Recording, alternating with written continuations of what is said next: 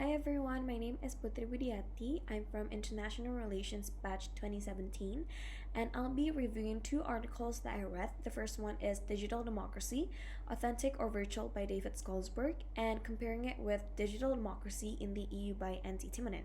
So to begin with the review, I'll first talk about the similarities and the arguments to which I agree from both articles. Then I'll continue with my comments and my disagreements from both articles as well. So, in light of the word digital democracy itself, I agree towards both articles that the adoption of digital democracy is to foster closer contact with citizens, creating new opportunities which enables individuals to participate in policymaking. How? It's as simple as by making public comments on Twitter regarding towards a new government policy, or even by signing petitions about an environment action plan. The difference between the two articles is that the digital democracy in EU focuses more towards the usage of technology by government actors and how it has eased two-way communication between the citizens and the government themselves, or in this case, politicians. According to what the article has said, digital democracy does not replace existing physical institutions, rather, it complements them in different ways. I agree towards the statement as technology and media provides a cost efficient way of disseminating information and relaying it to the citizens. It allows the crowdsourcing of ideas and opinions of the citizens, thus becomes means of empowering themselves. Indirectly nor directly, government officials or politicians are able to draw on these ideas and create concrete policies.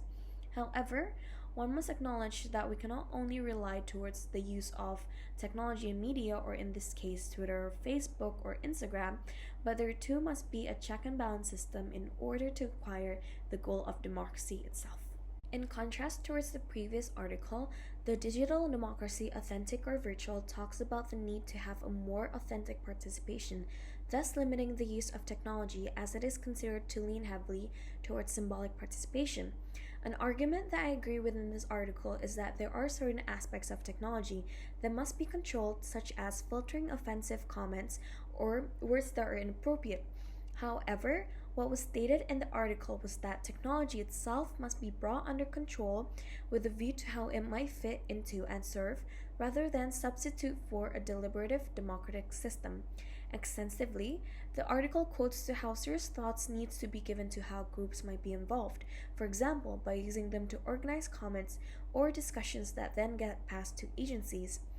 If one were to single-handedly pick the comments and then pass it to the agency, which in this case would be the government, then not only would it limit the practice of political participation, but it would also allow the agencies themselves to pick comments that are positive and has less criticism. Within this scenario, how would both citizen and government official or politicians reflect towards what needs to be evaluated and improved? The foundation of political participation and democracy itself is allowing citizens to have room, or which in this case is a public space for them to contribute and exchange new ideas, which leads towards reflection of government policies.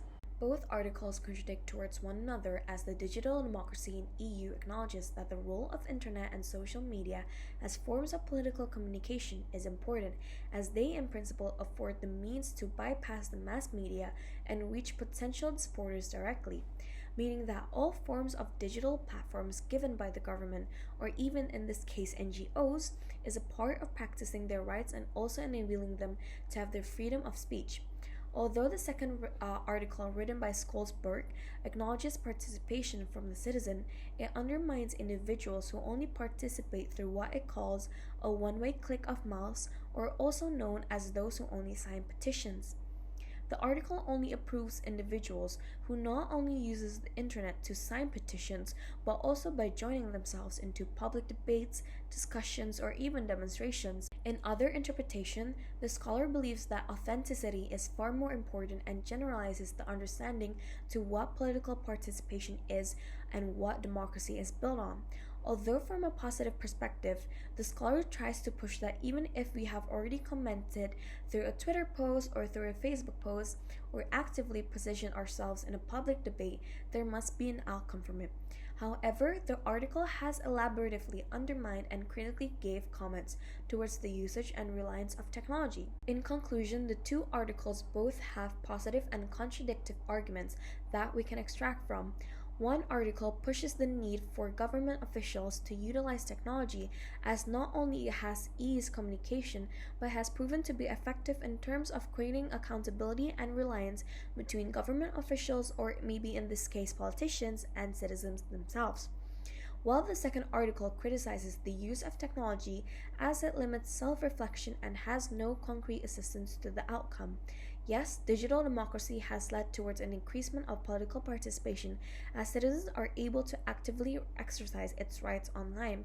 However, then again, digital democracy is only a bridge, or we could say extension, towards physical institutions. Especially as information has been passed from one another, it could cause miscommunications and different interpretations from different people. Then again, we must always check and recheck with the information given by the government online and offline. So that is it for my review, and thanks for watching this video.